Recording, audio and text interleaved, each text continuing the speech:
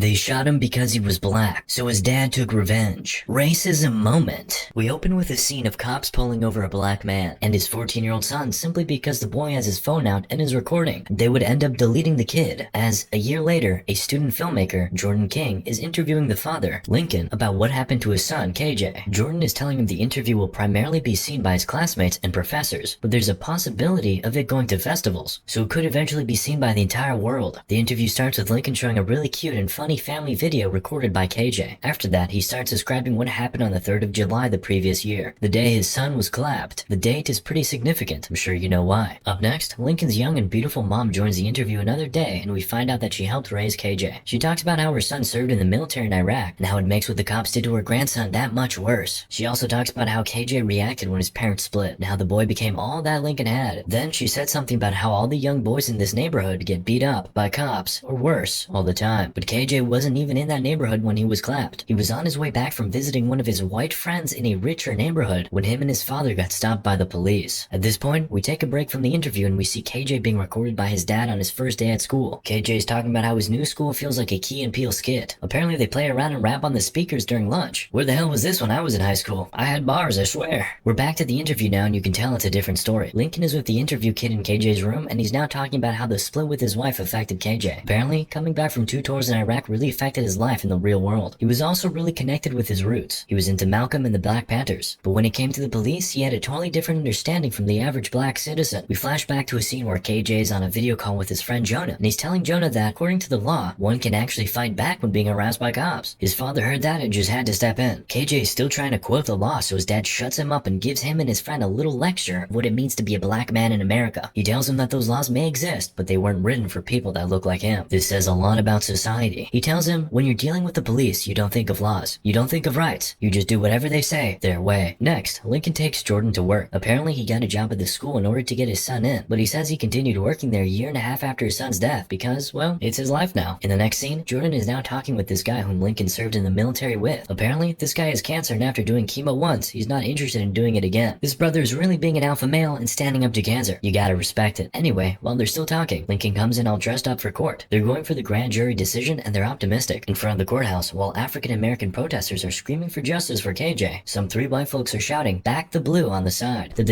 decision, I can't, oh god. The decision finally comes out and heartbreakingly, but also unsurprisingly, the grand jury found no probable cause to file any charges against the murdering officer. He'll be resuming service like normal. This is all too familiar. KJ's mom is freaking out outside the courthouse while his dad pulls it together until he gets home. At home, he's puking, punching the walls. Anyway, that decision made by the grand jury led to chaos in the city that night. Buildings being burned, cop cars being smashed, properties being vandalized, absolute chaos. It was so bad that a cop was sent to KJ's mom to try and get her to make a statement to the public so the violence can stop. But KJ's cousin is having none of that. He's recording with his phone and asking the cop to get out of the house. He only stops for a bit when his auntie asks him to, but he sparks up yet again when the cop says some stuff about not being able to change the past. He's really going off now and he keeps recording and giving the cops a piece of his mind, even though the officer is raising his voice telling him to calm down. He tells the cops to leave his house and fortunately they do. That's an alpha male right there. Anyway, KJ's mom eventually does the press conference the police asked for. She's asking the people to stop the violence, but Lincoln's friend, watching on TV, doesn't like that at all. He's not mad at the mom though. He's mad at the system. Now we see a few throwbacks of little KJ and then Lincoln and the interview crew in the car. Apparently, Tiana, KJ's mom, filed a petition to get the police chief dismissed. Lincoln tells Jordan they're headed to the courthouse, but in truth, they're headed to the greatest show of their lives. Lincoln asks Jordan to take over the steering, then he goes into a house. After some minutes, he comes out with that same police officer who was at Tiana's house. He forces the cop into the car and they drive off. They're now at a place where Lincoln links up with some of his other military friends and they're getting strapped up. One of the interview kids gets frightened and calls 911, but Lincoln quickly grabs her phone and smashes it, gives them bulletproof vests, and tells them not to stop filming at any point. These kids are about to make the greatest documentary ever. Now, they're all in the back of a bus. Machine guns everywhere. Surely one of them has to be named Kelly. Anyway, from the bus, they get into a police station and boom, a shootout. But Lincoln tells the police officers that if they keep shooting, he'll off their captain. The captain also shouts orders at them and they hold their fire. The cops drop their weapon and put their hands in the air as more police backup arrives outside the station. Then, Lincoln gets a one-on-one with the cop who clapped his son in a separate room. He's sitting across from him now, and the cop is saying he didn't mean to clap him. Now, Lincoln pulls out his semi-automatic, points it to the cop, and asks him if he's scared, if he's thinking of his family at that moment, if he's thinking about how he's too young to die. Of course, the cop doesn't answer. But seeing how agitated Lincoln is getting, Jordan tells Lincoln to calm down, saying this won't solve anything and it'll only make things worse. Lincoln eventually gets up and leaves. He's squatting outside the room when his homeboy comes and tells him the phones have been ringing non-stop. He goes to answer the phone phone and introduces himself as the person in charge and the father of the boy who was taken out by the cops on the 3rd of July last year. He says everyone is fine, and then when the person on the other end of the phone asks what he wants, he repeatedly says he wants his son and they should call him back when they have KJ. Then he repeatedly smashes the phone. Now we see the little film crew arguing. The girl wants to run away, but the guys think that's stupid considering there are too many machine guns involved. Lincoln now gets a call from Tiana, who's asking him to just come back home because he's all that she has that connects her to her son. She asks him to come back so they can start over. He argues for a bit, but while he's still trying to do some convincing, the police cut off his connection. A negotiator talks to Lincoln for a bit, and after the call, Lincoln gives instructions to round everyone up and tie them to the desks. He then gives a little speech about why he's here. Essentially, he's here for justice. He says Officer Randall, who made his son stop living, will be tried right here in the station. Lincoln goes and brings in some non-violent offenders who are being held at the station to act as the jury, and one of the cops is defending Randall. While he's addressing the jury, Lincoln is asked what he'll do if they find the cop guilty, and he says he doesn't know yet. Anyway, court is now in session. The two cops who were involved in the shooting that night narrated the story from their respective perspectives, but Randall was cut off when he referred to KJ as the deceased. Lincoln insists that the officer referred to his son by his name, Kajani Jefferson. Anyway, as the story continues, Randall says he, in fact, saw that KJ was reaching for his phone and not a gun, but they're taught not to de-escalate. According to him, once a gun is drawn, it's drawn. Okay, that's a wild rule for a law enforcement agency if you ask me. Now, we're taken back to what exactly happened in the seconds leading up to KJ being shot. Lincoln then asks what happened after shooting, and Randall says he went home immediately after because that's protocol. After shooting, you go home and wait for your superiors to arrive. Anyone else think these are pretty crazy protocols? Just me? At this point, the defense lawyer cop says some BS that KJ might have been alive if Lincoln wasn't speeding and had the proper insurance card. At which point, a member of the jury interjects, asking, what kind of bullshit justification is that? Took the words right out of my mouth. The cop thinks it's crazy that a member of the jury is speaking, but Lincoln said, right here, anybody can speak. It's not the way it works in the court of law, that's how it's going to work in the court of Lincoln. Respect. Perhaps we can call him Oprah Linkfree, because here, you get a voice, you get a voice, you get a voice, everyone gets a voice. So more people brought up good points and questions. The other cop who was present at the crime scene talked about black on black crimes, and how they don't get as much media coverage as police killings. But a member of the jury shuts that down by saying this exactly. Nobody talks about white on white or yellow on yellow crime, so why is there a thing like black on black? I, for one, don't see color. I'm colorblind. But things get even worse when the topic switches to slavery. One of the cops says, the slavery thing is a cop-out. No pun intended. It happened. Get over it. Whoa, slow your roll, Yeezy. Not cool. A member of the jury asked if he'd say the same thing about what happened in Germany. I can't say the name, but you know what I'm talking about. And a female cop asked if he'll say the same about women's rights, but he says it's not the same. He turns and asks her if she's taking their side now, but she says she's taking her side. She says she's been through a lot in the force as a Latina woman. Surprisingly, the cold-hearted cop emphasizes with her and the Germany victims. But before you give him a gold star, this guy is still racist, because he still refuses to empathize with black people. A jury member points out his racism, but his fellow cop defends him by saying that they're not part of any racist groups. Lincoln's homeboy questions his logic, and boom, he hits us with a racist favorite line. I don't see color. Oh shit.